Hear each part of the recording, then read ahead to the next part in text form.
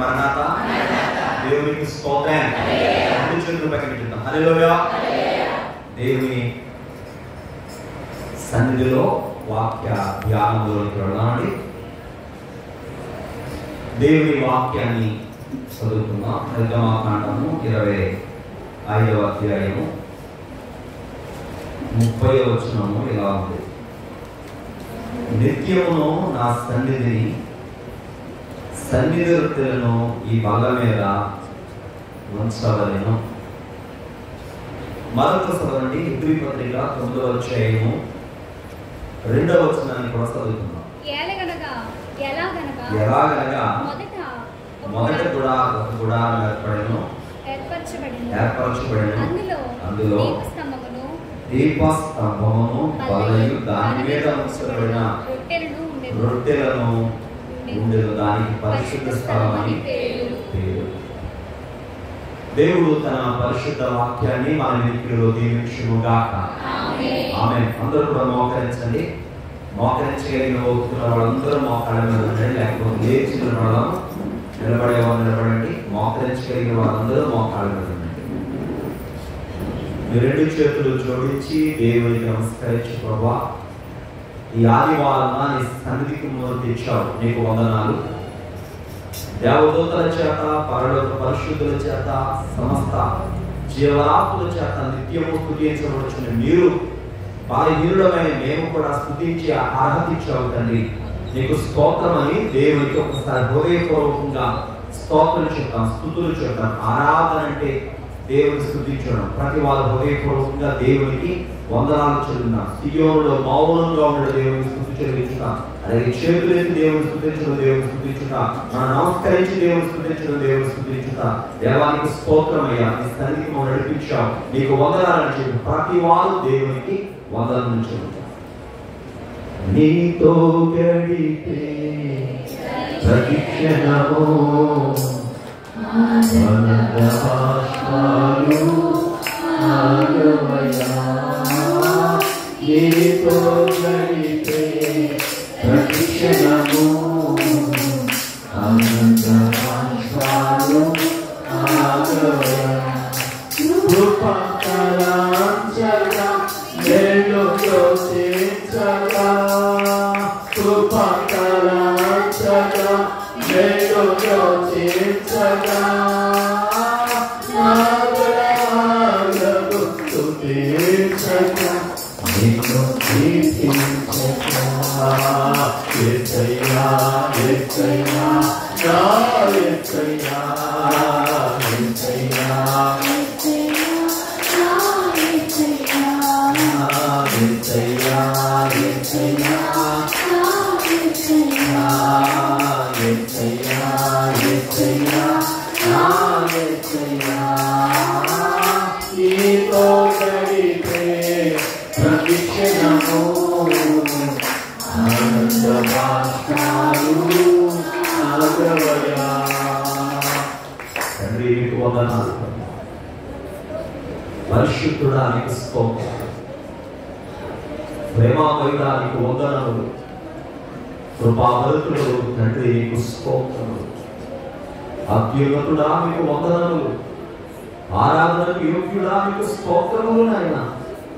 నిరంతర మహిమాన్వితుడా నీకు స్తోత్రములు చెల్లిస్తున్నా. శక్తిమంతుడా నీకు స్తోత్రములు ప్రభా. పరభూలోకములు యాగకాలంలో పరిపాలిస్తున్న మా ప్రియుడైన తండ్రి, నీకే మహిమ ఘనత కీర్తి ప్రభావములు చెల్లిస్తున్నాము తండ్రి. అయ్యా నీ బిడ్డలుగా మమ్మల్ని ఎన్నుకున్నావు తండ్రి. నిన్ను తండ్రి అని పిలిచే చదువులు మాకు ఇచ్చావు నాయన. మేమెంత ధన్యులము తండ్రి. నైనా నీకు స్తోత్రములు. నైనా ఇదిగో ప్రభు ఆకాశంలో భూమికి సృష్టికర్తమైనది.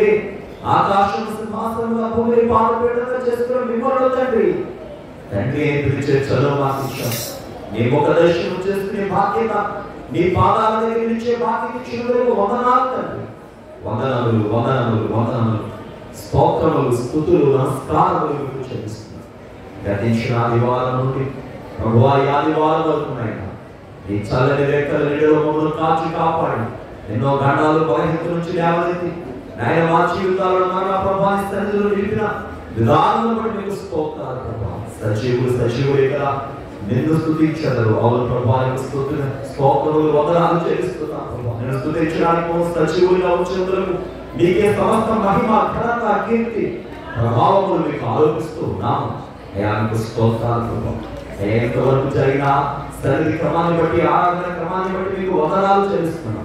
వచ్చిన బిడ్డను బట్టి స్తుతిస్తున్నాం తండ్రి. ఇంకా ఎందరో వచ్చి మీ చిత్తము వారందరిని బట్టి కూడా ప్రార్థన చేస్తున్నాం. ప్రతి వారికి సన్నిధికి రావాలనే ప్రేరణ దేవా, మీ ఆత్మ ఎందరో తిరుగుదనం వెలుగు ప్రతి వారికి మీరు దాయిచేయమని ప్రార్థన చేస్తున్నాం. దేవానికి స్తోత్రాలు, వందనాలు, స్తుతులు చెల్లిస్తున్నాం. ఈ ఆరాధనంతా ప్రభావం మీ చేతులకు అప్పగిస్తుండగా నేను మహిమకరంగా మీరు జరిగించుకోండి ప్రభావం. ప్రార్థన జరుగుతుండగా, ఆరాధన జరుగుతుండగా ఎవరు కూడా అటు లేచిరాడు కానీ మాట్లాడడం కానీ నిద్రపోతుంది కానీ ఇటువంటి అనాలోచన ఏది కూడా మాలోనికి రాకుండా నీ సన్నిధిలో ఉన్న మేమందరం నీ స్వామినటువంటి చక్కని ఆ యొక్క పరిపూర్ణ ఆత్మ నడిపిపోతూ మమ్మల్ని కూడా స్థానంలో మీరు బలపరచని ప్రభావానికి వందనాలు ప్రభావం. దేవా, ఈ సమయంలో బలహీనపు ఘటమైన నందు ప్రభువా మీరు బలపరచండి. మేమైతే ఏం మాట్లాడాలో మాకు తెలియదు. మా మాటలు బలహీనం, మేము బలహీనం తండ్రి. నీవు బలవంతుడు, నీ మాటలు శక్తి కలిగేవి తండ్రి. ఆయన మాటలు అక్కడ ప్రకాశించగా, లేక ఆయన నీ మాటలు అక్కడ వెలువడగా, వెలుగు కలిగిన, ప్రభావం కలిగిన మేము చూస్తున్నాం ప్రభావ సువార్తల పాఠంలో. కాబట్టి ఆయన నీ మాటలతో ఇక్కడ మాట్లాడి మీ సంఘమును బలపరచండి, కుడవల బిడ్డలను బలపరచండి. మీరే మాట్లాడి మహిమను మా మంచి బోధకుడైన యేసునామమున అడుగుచున్నాము తండ్రి. ఆమేన్. కూర్చుందాం. అందరికీ మరణాలండి. వచ్చి వేసిన దేవుని సభకు చేరుదాము రండి. వచ్చి వేసిన దేవుని సభకు చేరుదాము రండి.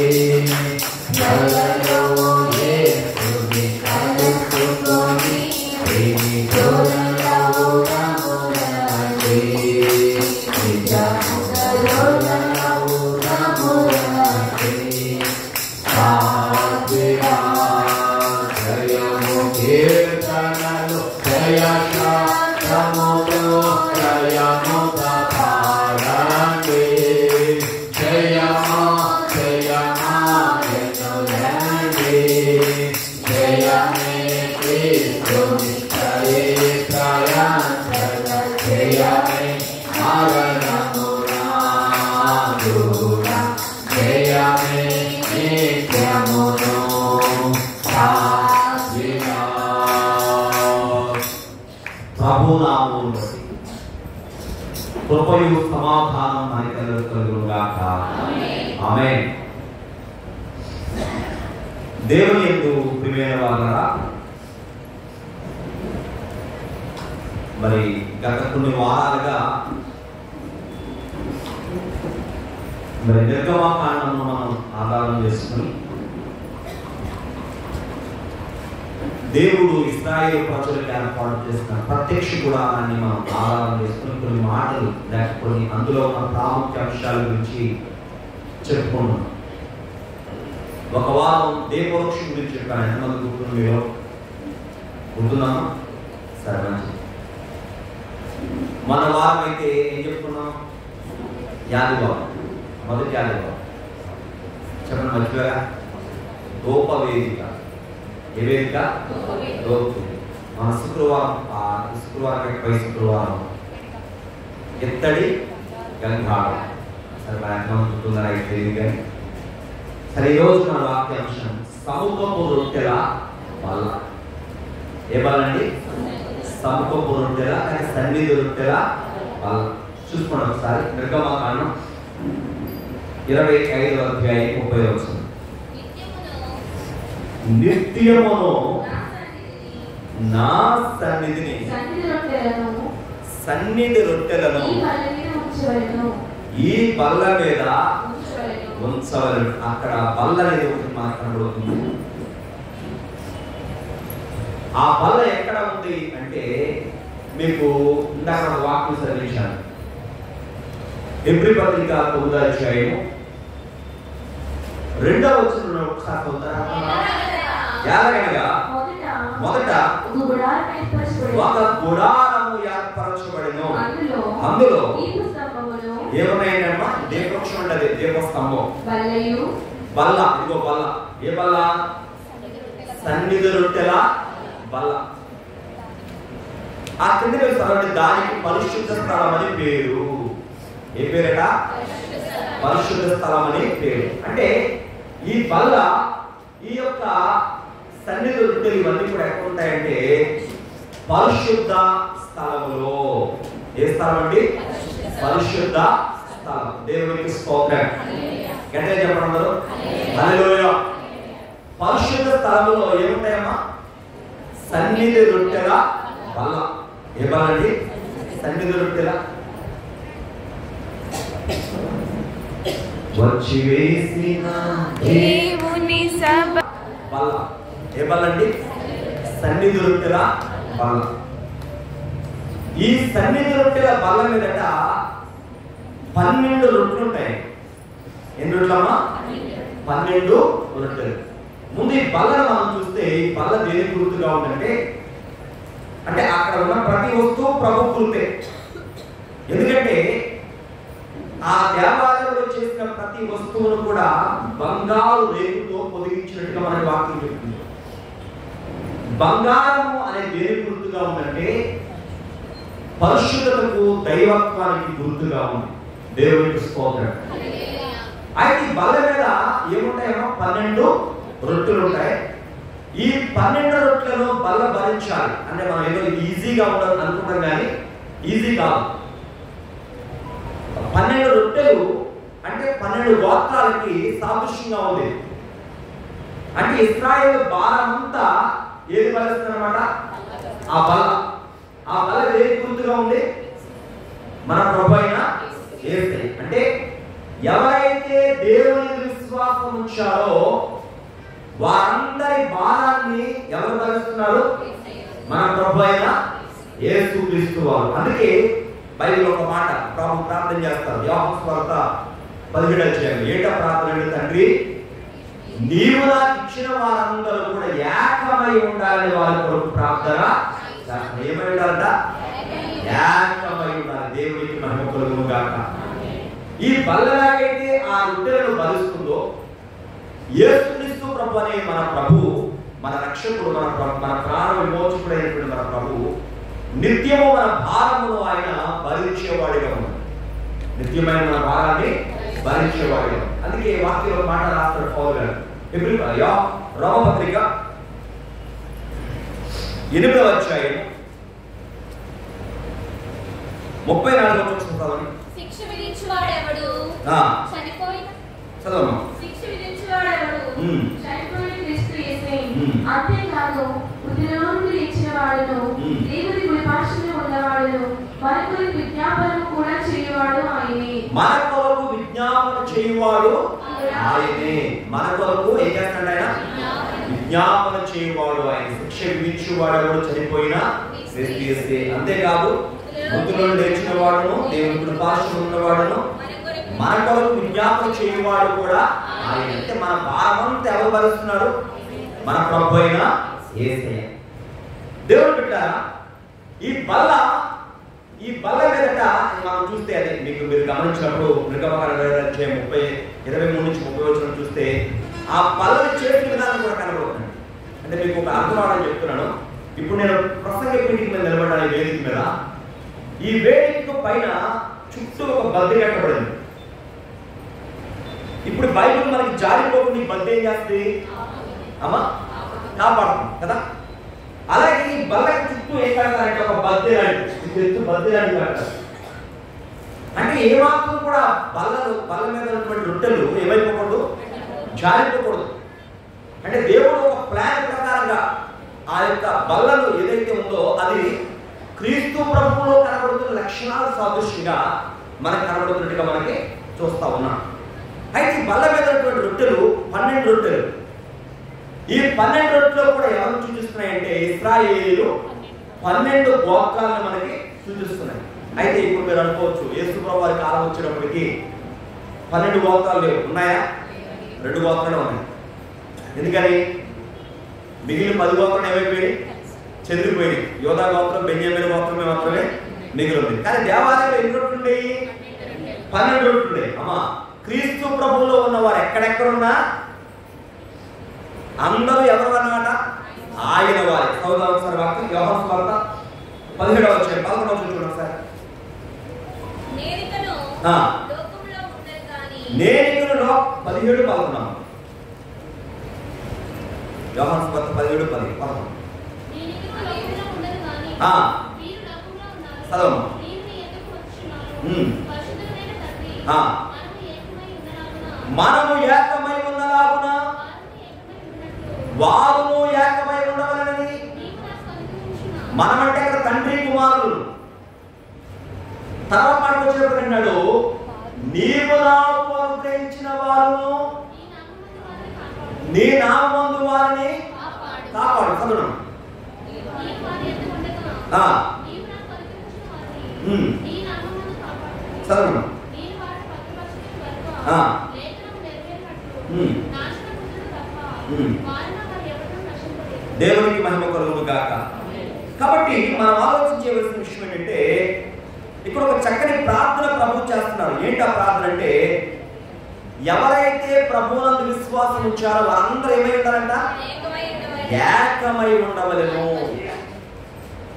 ఇశ్రాయేలు మొట్టమొదటిలో 12 గోత్రాలు కరెక్టే. ఇప్పుడు వాళ్ళు ఐగుప్తు నుంచి బయటికి వచ్చినప్పుడు, ఐగుప్తు నుంచి బయటకు వచ్చినప్పుడే కాదు, సుమారు మరి వాళ్ళు ఒక 1000 సంవత్సరాల పాటు, దగ్గరగా అంటే 1000 అంటే ఒక 400-600 సంవత్సరాల పాటు వాళ్ళ పరిపాలనలో ఉన్నటువంటి కాలం అంతా కూడా బాగుంది. ఎప్పుడైతే బబులోనీలు వచ్చారో ఈ యొక్క 12 గోత్రాలు ఉన్నటువంటి దేశము 10 గోత్రాలు మిస్ అయిపోయినట్టు మనకు కనబడుతుంది. యేసు ప్రభువు కాలం వచ్చినప్పటికీ కేవలం 2 గోత్రాలు మాత్రమే కనబడతాయి. అవి యోధా గోత్రం, బెన్యామీను గోత్రం. కానీ తండ్రి రొట్టెలు ఎన్ని ఉంచారు? అక్కడ 12 రొట్టెలు ఉంచాలి. అంటే నేను చెప్పే విషయాన్ని గమనించండి. ఒకటి, ఈ బల్ల ప్రభుని సూచిస్తుంది. ఈ బల్ల మీద ఉన్న రొట్టెలు ప్రభు భరించే భారాన్ని సూచిస్తున్నాయి. ఈ రొట్టెలు 12 సాదృశ్యం కనబడుతున్నటువంటి ఇశ్రాయేలు వాళ్ళు చెదిరిపోయినప్పటికీ 12 రొట్టెలు ఉండాల్సిందే. దేవుని ఏర్పాటులో వారు ఎక్కడున్నా సరే ఏమై ఉండాలని కోరుకున్నాడు? ఆయన ఏకమై ఉండాలని కోరుకున్నాడు. దేవునికి మహిమ కలుగును గాక. చాలా సందర్భాలు చూడండి, మనం అభిప్రాయ భేదాలతో వేరువేరుగా ఉంటామా? చాలా మంది ఏముంటాయి అభిప్రాయ భేదాలు. ఏంటి అభిప్రాయ భేదాలు అంటే, మా యొక్క విధానమే గొప్ప, లేకపోతే మేము నడిచే పద్ధతే గొప్ప అని చెప్పి చాలా మంది అభిప్రాయ భేదాలు ఉంటాయి కదా. కానీ అభిప్రాయ భేదాలు ఎన్నున్నా మనందరం ప్రభువులు ఏమై ఉండాలి? ఏకమై ఉండాలి, కలిసి ఉండాలి కదా. అందుకే కదా పౌలు గారు అంటే ఒక మాట చూడండి ఒకసారి. యోహాను కొరింథీ పత్రిక 1వ పత్రిక 15వ అధ్యాయం 20వ వచనం చదవండి. ఇప్పుడైతే నిద్రించిన వారిలో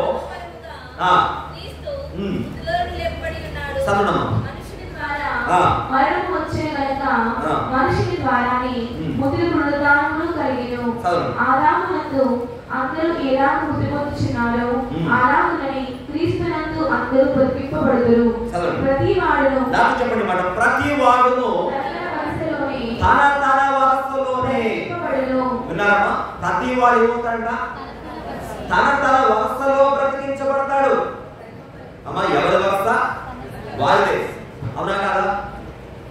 ప్రతి వాడు తన తన వరసలోనే బ్రతికించబడు. కానీ ప్రథమ ఫలము క్రీస్తే. దేవునికి మహిమ కలుగును గాక. అంటే మన శిరస్సు ఎవరన్నమాట?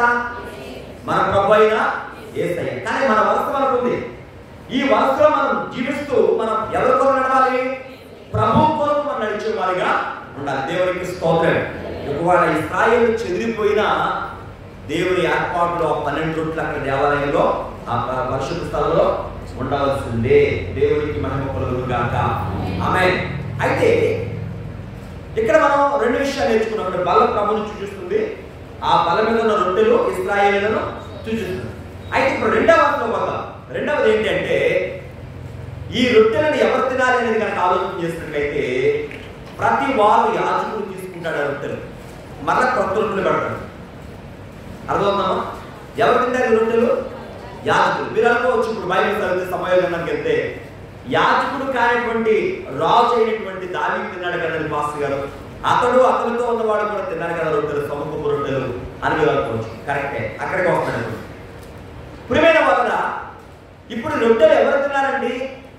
యాజకునికి గోత్రానికి సంబంధం లేనటువంటి రాజు అయిన దావీదు, అంటే యోగానికి సంబంధించిన దావీదు, అతనితో ఉన్నటువంటి వారు సేవకులు కూడా రొట్టెలు తిన్నట్టుగా మనకి సమూయేలు గ్రంథంలో కనబడుతుంది.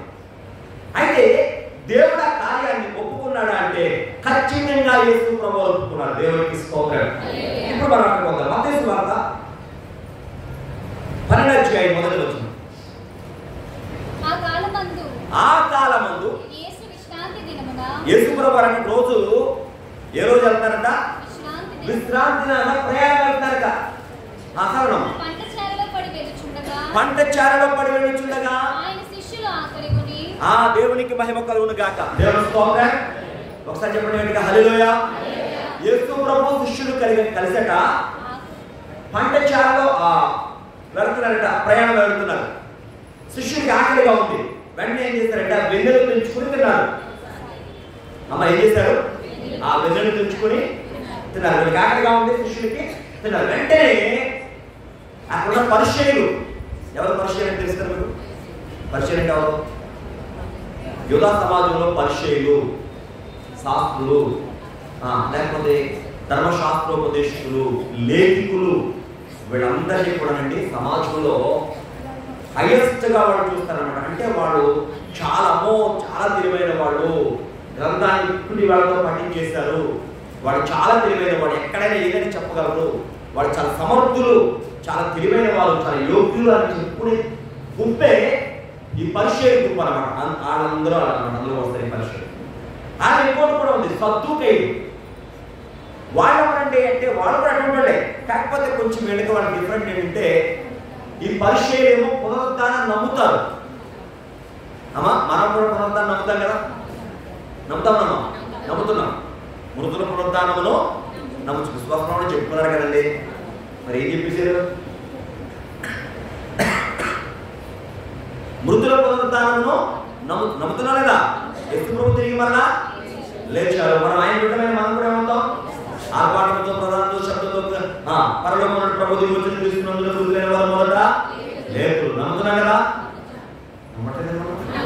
విశ్వాసం ఏంటి? మనం మృతుల పునరుద్ధానాన్ని నమ్ముతారు. సద్దుకైన వారు ఏం చేస్తారంటే దేవుడు నమ్ముతారు, దేవుని కార్యం నమ్ముతారు, దేవుని దర్శనమిస్తారు, అన్ని బాగుంటాయి. పునరుద్ధానాన్ని నమ్మరు.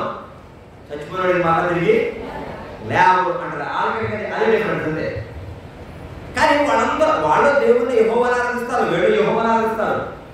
ఈ యొక్క విధానంలో వీళ్ళిద్దరికి ఏముందంటే ఒక విధమైన డిస్కషన్. కానీ యేసు ప్రభువును కొట్టుకునే శత్రువు కూడా ఆ శత్రువులు మిత్రులైనట్టుగా మనం బయలు. అయితే ఈ పరిచయం వచ్చారు, యేసు ప్రభువా విశ్రాంతి మీరు విషయం ఏం చేస్తారు?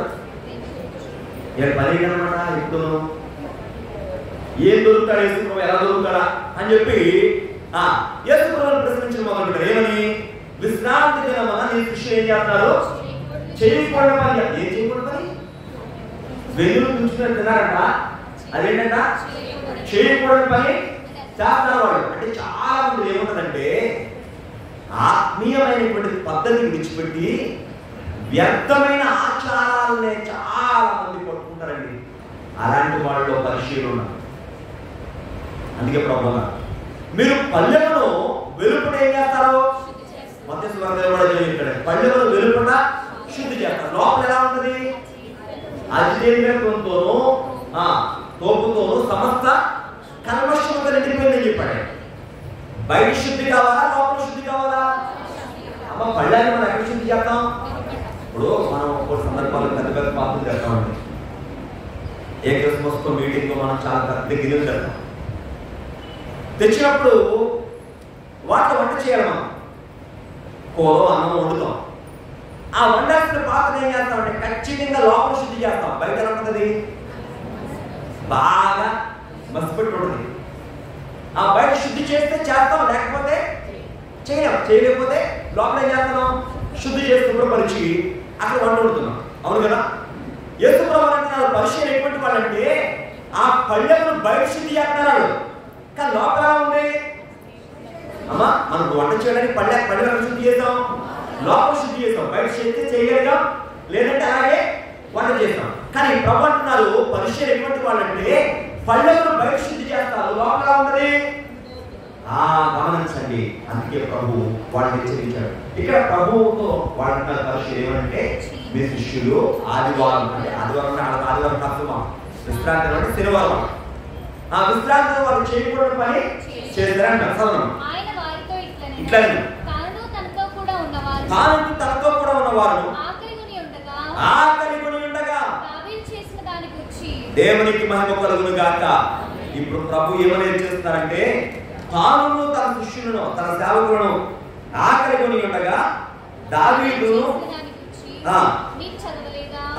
అతను దేవుని మందిరంలో ప్రవేశించి యాజకులే తప్ప తానేయుడు తనతో కూడా ఉన్న వారైనను తినకూడని సముఖపు రొట్టెలను తినెను. మరియు యాజకులు విశ్రాంతి దినమున దేవాలయంలో విశ్రాంతి దినమును ఉల్లంఘించి నిర్దోషులై ఉన్నారని ధర్మశాస్త్రమందు చదవలేదా? దేవాలయం కంటే గొప్పవాడు ఇక్కడ ఉన్నాడని మీతో చెప్పుచున్నాను. దేవాలయం కంటే గొప్పవాడు ఇక్కడ ఉన్నాడని మీతో నిశ్చయముగా చెప్పుచున్నాను. దేవుడికి స్తోత్రం. మీరు నిర్గమకాండలో చూపించారు ఏంటిది? సన్నిధులు ఉంటాయా బల్ల, దాని మీద ఉన్న ఒక భాగం అయిపోయింది. ఆ బల్ల దేని చూపిస్తుంది? యేసు ప్రభుని. ఆ రొట్టెలు దేని చూపిస్తాయి? 12 రొట్టెలు ఇశ్రాయేలు 12 గోత్రాలని సూచిస్తున్నాయి. వాళ్ళు ఎక్కడికి చెదిరిపోయినా కూడా ఈ 12 రొట్టెలు అక్కడ ఉండాలని చెప్పుకున్నా, అది ఒక భాగం అయిపోయింది. ఇప్పుడు ప్రబంధున్నారు దేవాలయం కంటే గొప్పవాడు ఇక్కడ ఉన్నాడని తెలియదా అన్నాడు ఆయన. ఎవరా దేవాలయం కంటే గొప్పవాడు? చెప్పాలి, అందరూ చెప్పండి గట్టిగా. యూదులైన వారికి యెరూషలేము ఎందుకు పవిత్రం? చెప్పండి అమ్మా. దేవాలయాన్ని బట్టి. దేన్ని బట్టి చెప్పండి? దేవాలయాన్ని బట్టి కదా. ఇప్పుడు ప్రభు ఏమంటున్నారు? దేవాలయం కంటే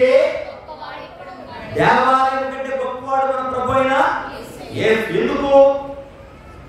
ఈ భూమి మీద కట్టే దేవాలయాలు మనం ఎంత డబ్బు పెట్టి కట్టినా, అమ్మా తక్కువ రేటు పెట్టి కట్టినా, ఎక్కువ రేటు పెట్టి కట్టినా, ఈ దేవాలయాలు ఇక్కడే ఉంటాయా పరలోకం ఉంటాయా? చెప్పాలందరూ ఇక్కడే ఉంటాయి. ఏ దేవాలయం పరలోకం వెళ్ళదు. మరి పరలోకంలో ఒక దేవాలయం ఉంది. దాని గురించి రాస్తారు యోహాను గారు ఏమనంటే గొర్రె పిల్ల దానికి ఆలయమై ఉండేది. దేవుడికి మహిమ కలుగును గాక. పరలోకంలో దేవాలయం ఎవరు మనకి?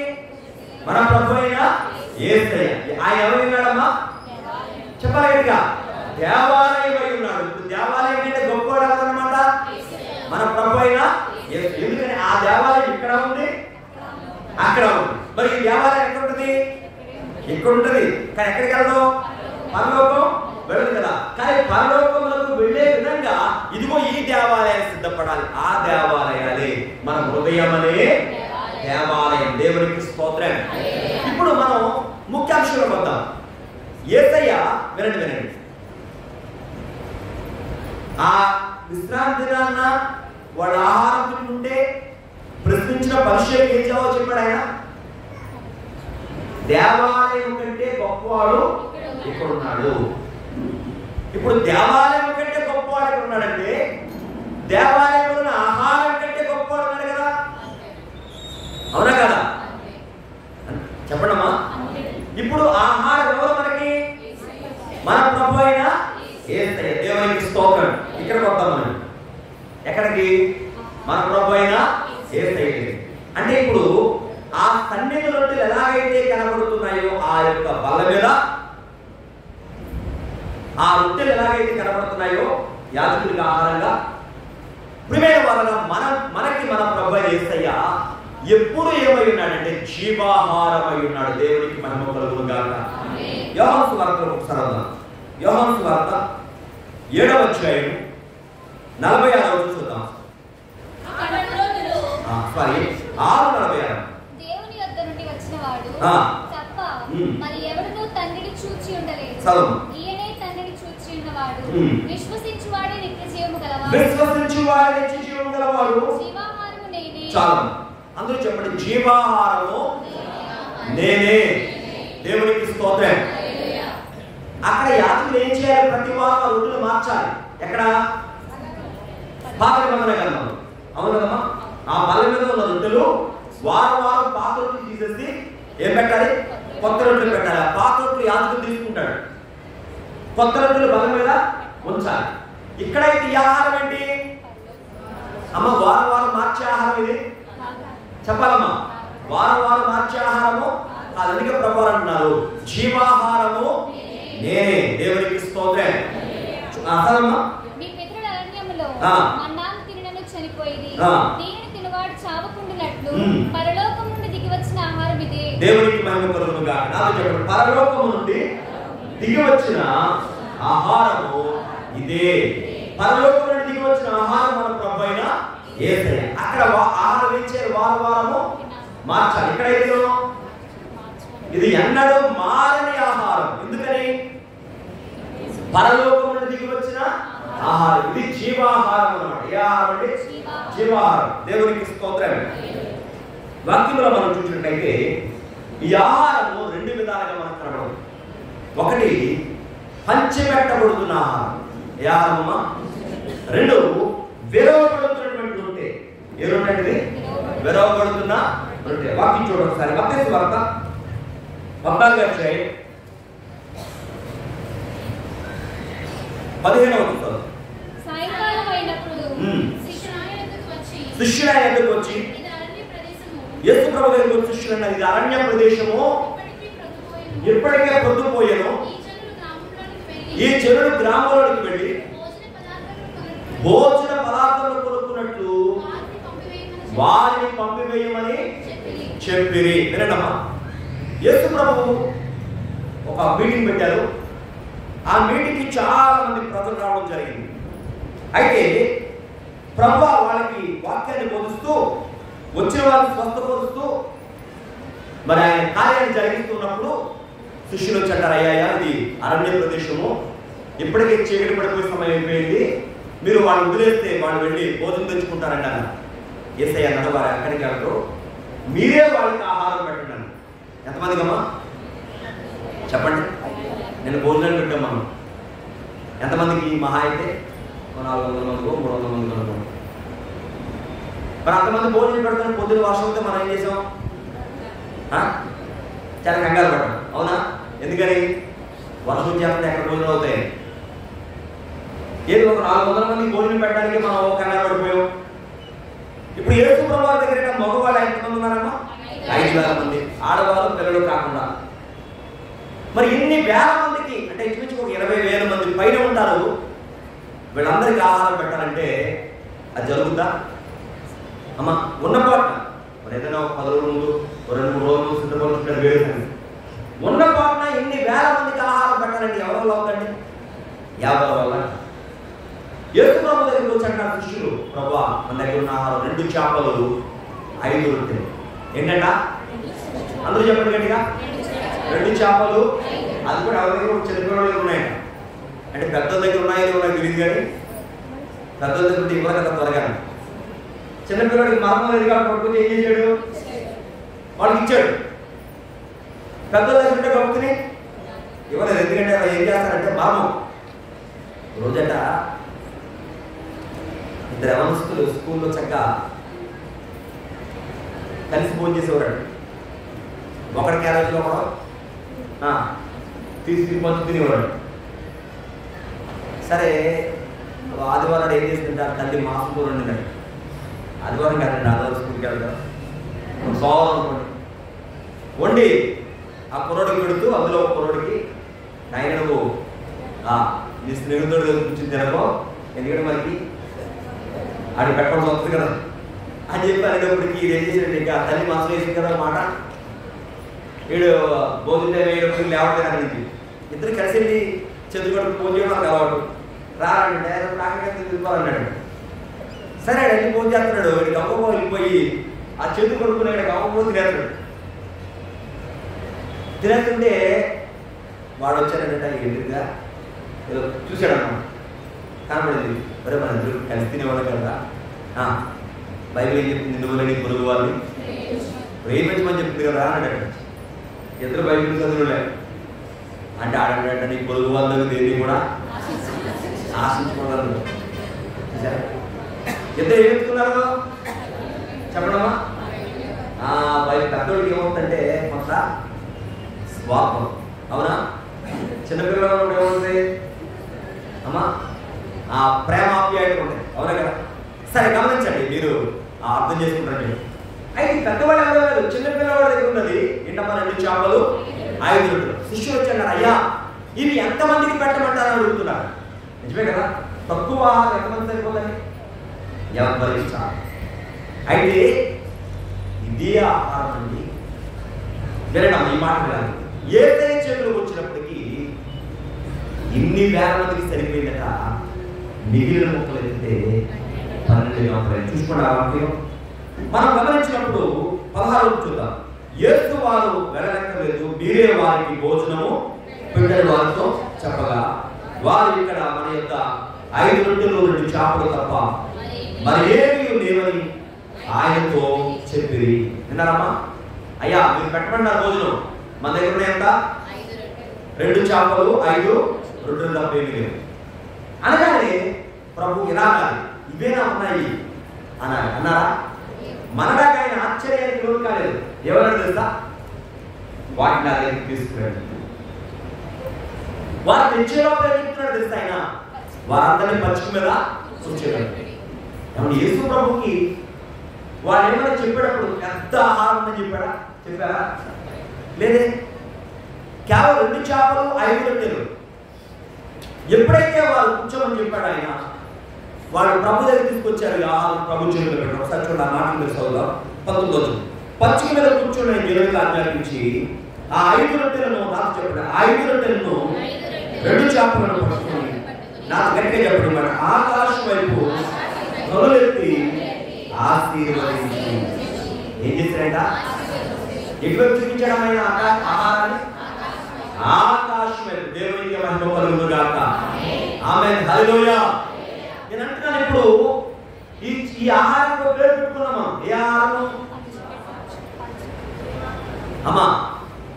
ఈ ఆహారం పేరు పెట్టుకున్నామంటే ఏ ఆహారం అంటే మీరు చెప్పాలి. ఆ జీవాహారం ఎవరో? దేవునికి స్తోత్రం. గట్టిగా చెప్పండి, హల్లెలూయా.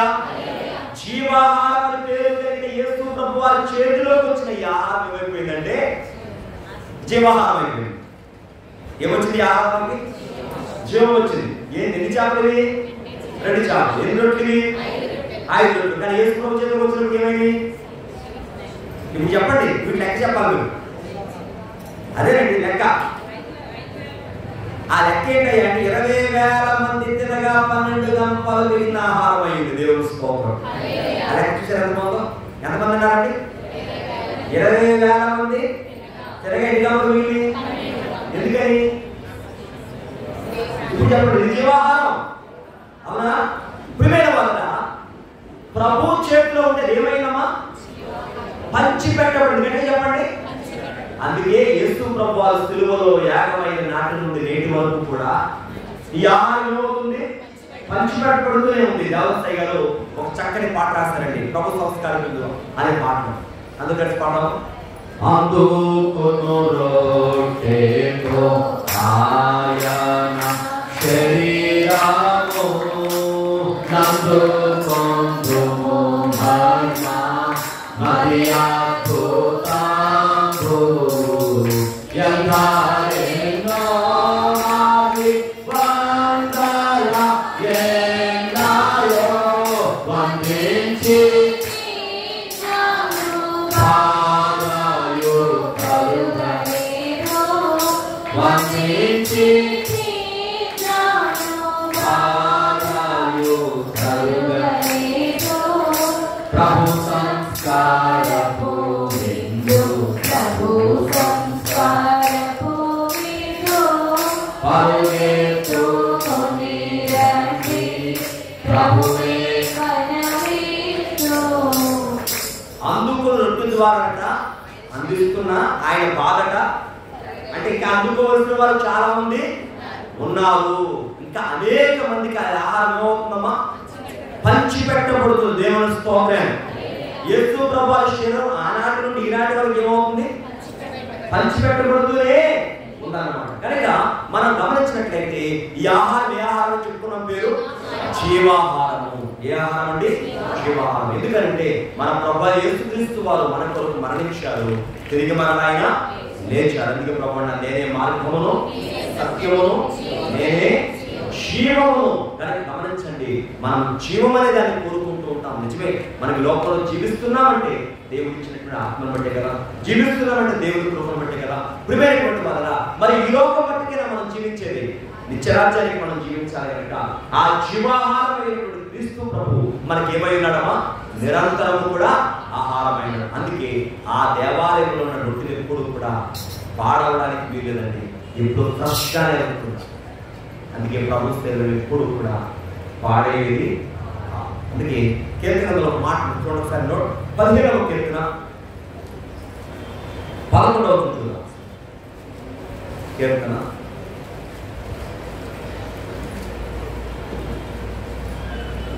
11వ ఒకసారి చూడండి.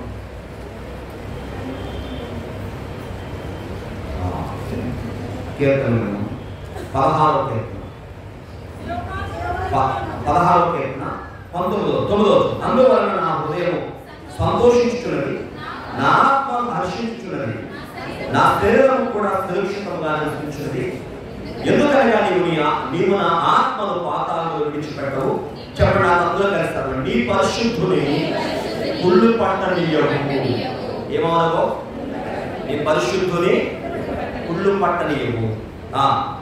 చూడండి, జీవ మార్గం నాకు తెలియజేస్తుంది. సరే, సంపూర్ణ సంతోషించాలి, నీ గుడి చెల్లించము సుఖములు కాదు. దేవుని ఎందుకు ప్రియమైన వాళ్ళ అందులో ప్రాముఖ్యం మీరు గమనించవలసిన మాట, నీ పరిశుద్ధుని కుళ్ళు పట్టనీయవు. ఎందుకంటే యేసు ప్రభు శరీరం ఏమవలేదు అమ్మా? కుళ్ళు పట్టిందా? యేసు ప్రభు శరీరం ఏమవలేదు? సమాధిలో సమాధి ఉంచగలిగిందా? లేదు. దేవునికి మహిమ కలుగును గాక. ఎందుకంటే ఆ శరీరం పంచి పెట్టబడుతున్న దేవునికి మహిమ కలుగును గాక. ఆమేన్. కనుక మనం ఆలోచించవలసిందంటే ఆ జీవాహారం ఎప్పుడు కూడా సంపూర్ణమైంది, పరిపూర్ణమైంది. మన ప్రభువైన యేసుక్రీస్తు వారు నిత్యం మనకి ఏమవుతున్నాడు? జీవాహారమై మనల్ని నడిపిస్తా ఉన్నాడు. మీకు ఇందాక ఎబ్రీ పత్రిక చదివించారు ఒకసారి. 9వ వచనం, 9వ అధ్యాయంలో 2వ వచనం ఒకసారి చదివిన తర్వాత, ఎలాగనగా మొదట గుడారం ఏర్పరచబడెను,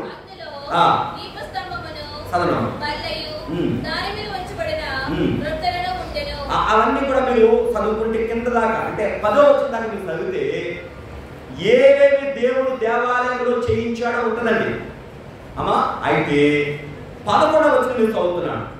అయితే క్రీస్తు రాబోతున్న మేలు విషయమై ప్రధాన యాజకుడు వచ్చి, నాకు చెప్పండి నాకు చెప్పండి, మేలు విషయమై ప్రధాన యాజకుడుగా వచ్చి. అమ్మ, ఆ రొట్టెలు ఎవరికి మేలు చూపిస్తున్నాయి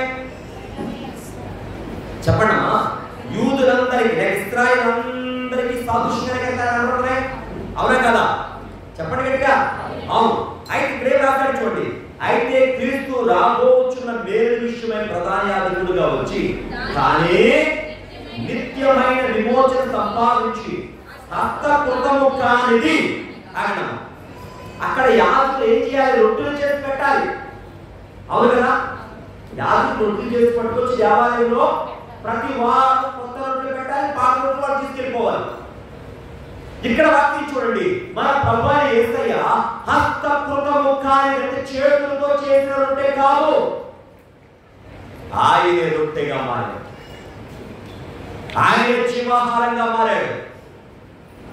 హస్తకృతము కానిది నిత్యమైన విమోచన సంపాదించి హస్తకృతం కాని అనగా ఈ సృష్టి సంబంధము కానిదియును మరియు ఘనమైనదియు పరిపూర్ణమైన గుణాల ద్వారా మేకలయో గోడలయో రక్తంతో కాక తన నాన్న చెప్పడం గట్టిగా ఈ మాట, తన స్వరక్తముతో ఒక్కసారి పరిశుద్ధ స్థలములో ప్రవేశించాడు. దేవునికి మహిమ కలుగును గాక. కాబట్టి ఇప్పుడు మనం అందుకునేది భౌతికంగా కాదండి, ఆత్మీయంగా ఆయన్ని మనం అనుభవించాలి, ప్రభుని మనం అనుభవించాలి. ఇది ఎలాగా అంటే నీవు ప్రాక్టీస్ చేయాలి. దేవుడు ఆయనతో నిత్యమో సంబంధం కలిగి ఉండాలి, ఆయన సహవాసాన్ని కలిగి ఉండాలి, ఆయన సన్నిధిలో ఆయన ప్రార్థన ద్వారా నిరంతరం ఆయనలో మనం ఎదుగుతున్నప్పుడు ఆ జీవాహారం అనబడే క్రీస్తు నిత్యం ఏం చేస్తాడు? బలపరుస్తాడు. ఒక మాట చెప్తాను, యేసు ప్రభువు సమరయ స్త్రీతో మాట్లాడు. సమరయ స్త్రీ ఆ బావి దగ్గరికి ఎందుకు వచ్చిందో మనందరూ తెలుసు. ఎందుకు వచ్చిందమ్మా? నీళ్లు తోడు కూడా వచ్చింది కదా, కడవ తీసుకొచ్చిందండి. మరి యేసు ప్రభువు ఆమెతో మాట్లాడుతున్నామా, నేనిచ్చి నీళ్లు కనుక తాగితే ఎప్పటికీ దక్కకూడదు అన్నాడు. మరి భౌతికంగా ఏమైనా నీళ్ళు ఇచ్చినట్టు కనపడిందా మీకు? ఏమన్నా యేసు ప్రభువు భౌతికంగా ఏమైనా అయ్యో అమ్మ నేనిచ్చే నీళ్ళు ఇవ్వో, ఇవ్వ గ్లాసు తీసుకో, లేదా దేవుడు తీసుకో అన్నాడా? లేదండి. ఆయన ఇచ్చే నీళ్ళు ఎటువంటివండి? ఆయన చెప్పినప్పుడు ఆ అమూల్యమైన మాటలే యేసు ప్రభువే. మొత్తం ఏమంటారంటే దేవుడు ప్రేమ లాంటి వాడండి, దేవుడు అంటే ప్రేమ కలిగిన వాడండి అంటారు. కరెక్టే. బైబిల్ ఏం చెప్తుంటే దేవుడు ప్రేమ కలిగిన వాడు కాదు, ప్రేమే దేవుడు. చెప్ప అర్థం మీకు? మనం ఏమంటాం? అమ్మా ప్రేమ కలిగిన వాడని అంటాం. ప్రేమ కలిగిన వాడు అంటావు అమ్మా, ప్రేమ కలిగిన వాడు కరెక్టే, నీకు కారణం అది కొంతవరకు కరెక్ట్, కానీ సంపూర్ణ కరెక్ట్ ఏంటంటే దేవుడు ప్రేమ ఉన్నాడు అన్నప్పుడు గట్టిగా దేవుడే ప్రేమ ఉన్నాడు. దేవుడికి స్తోత్రం. దేవుడు ఆయన కలిగి ఉంటే ఆయన ప్రేమ అర్థమైపోతుంది, ఆయన కలిగి ఉంటే ఆయన జీవం ఏంటి అర్థమవుతుంది, ఆయన కలిగి ఉంటే ఆయన సమాధానం ఏంటి అర్థమవుతుంది, ఆయన దగ్గరగా ఉంటే ఆయన చేసేది ఏంటో నాకు అర్థమవుతుంది.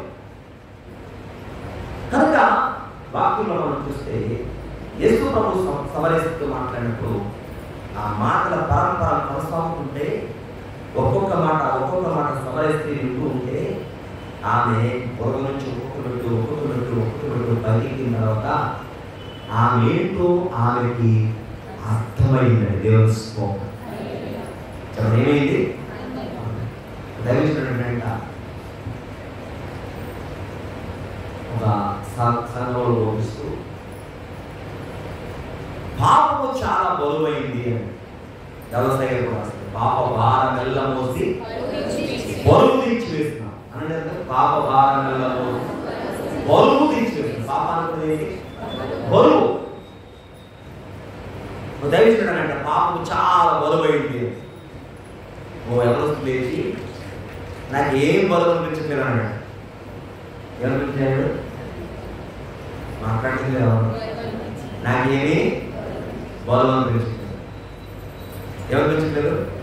కొంతమందికి అంతే కదా, ఏం తప్పు చేసి తప్పు అనిపిస్తారు. ఆ తప్పే కాదు అది దృష్టిలో, అది తప్పండి ఇంకేం తప్పు. అప్పుడు ఏమన్నాడంట సేవకుడంట, చచ్చిపోయిన శవం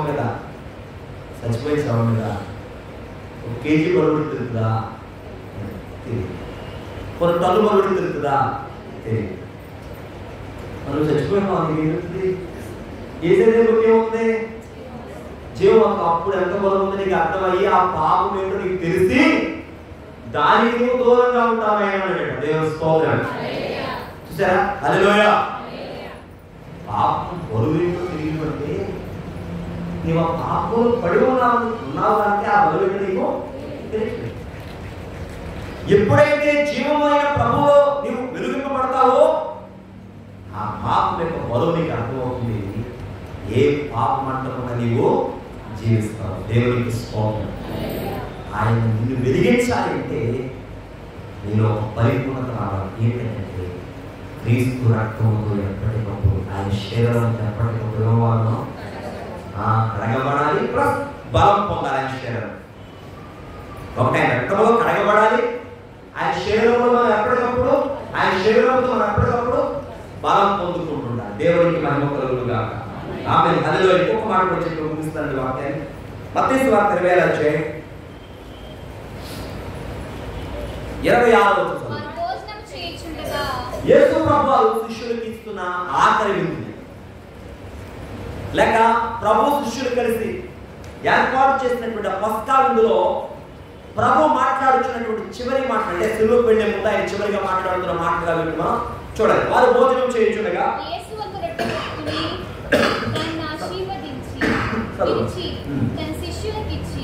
మీరు తీసుకొని తినుడి, ఇది నా శరీరం అని చెప్పాను. వారు భోజనం చేయుచుండగా యేసు ఒక రొట్టె పట్టుకుని దాన్ని ఆశీర్వదించి విరిచి ఏం చేశాడమ్మా?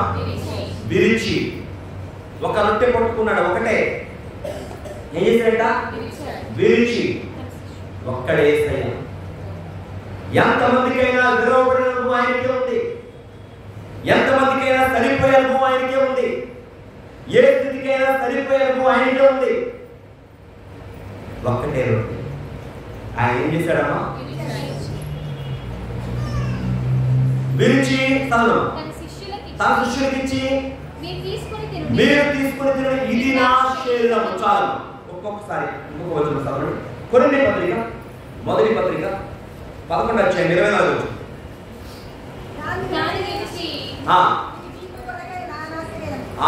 దానిని విరిచి ఇది నీ కొరకైన నా శరీరము. దేవునికి మహిమ కలుగును గాక.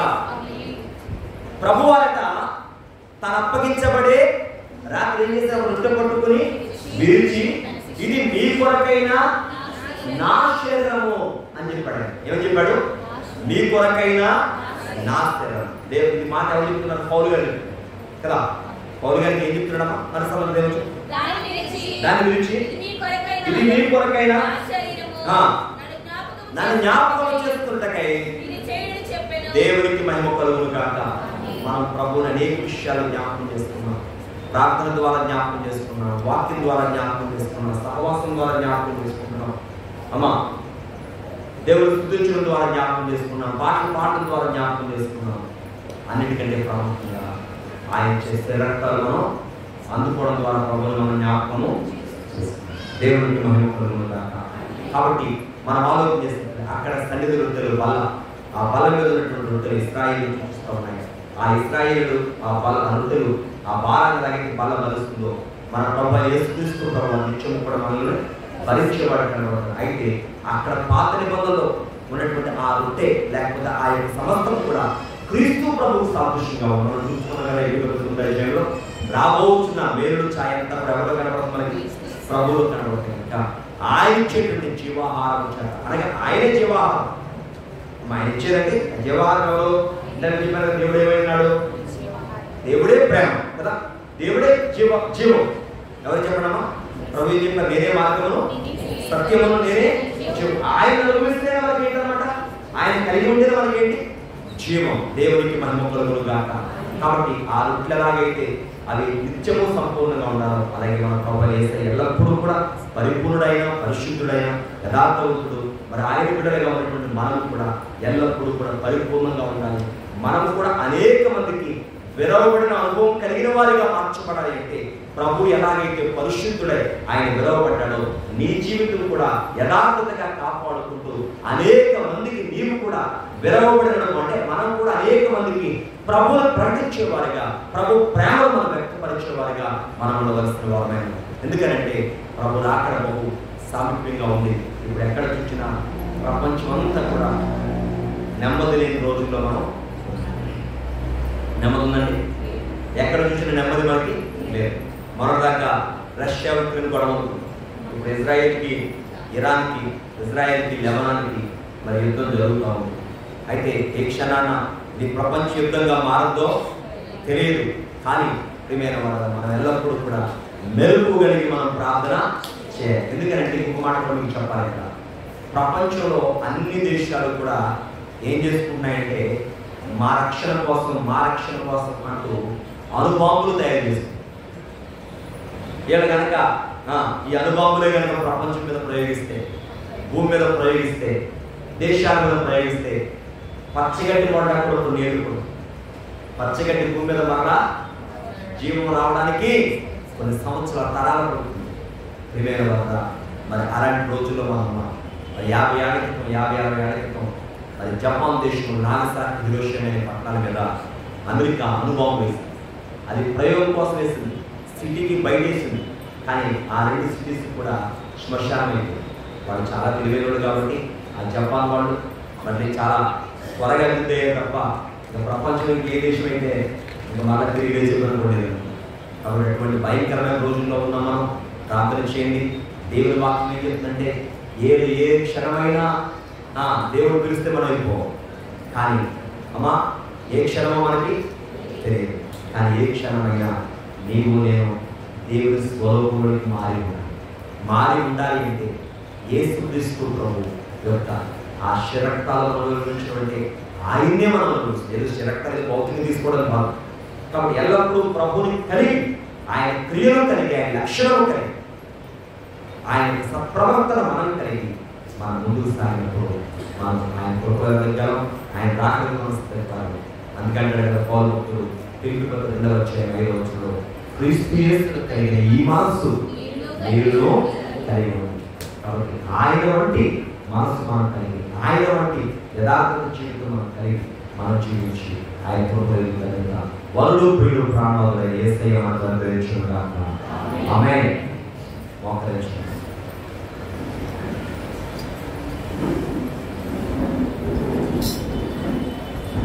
మహాపరిశుద్ధుడా మీకు వందనాలు ప్రభు.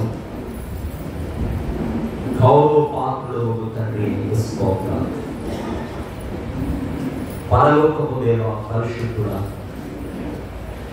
ప్రేమగల దేవ పూజనీయుడా మీకు వందనములు వందనములు వందనములు చెల్లిస్తున్నాను తండ్రి. మీ ఘనమైన నామములకు నమస్కారములు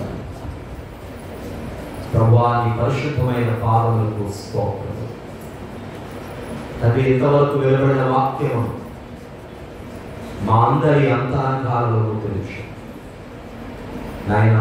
మా యొక్క సన్నిధి రొట్టెల భాగం నుంచి కొన్ని విషయాలను ధ్యానించడానికి మీరు ఇచ్చిన కృపను బట్టి వందనాలు నాయన. మీరే మాకు ఈ లోకానికి జీవాహారంగా దిగొచ్చి మమ్మలను ప్రభువా నీ స్వరూపంలోకి మార్చడానికి నీ రక్తాలను వచ్చిన అమూల్యమైన పరిపూర్ణమైనటువంటి ఉన్నతమైనటువంటి మీ యొక్క నాయన దేహమును మా కొరకు బహుమానం ఇచ్చారు. కాబట్టి నాయన నీ నడక నీ మాదిరి మేము కలిగిన మేము నీ స్వరూపంలోకి మార్చబడి ధన్యత మా పిల్లలకు మీరు దాచి తండ్రి. ఎంతవరకు నిలబడిన వాక్యము మా అందరి అంతరంగాల్లో గురించి నే మహిమగంత కీర్తి ప్రభావం యేసునామమున అడుగుచున్నాము. మరణాత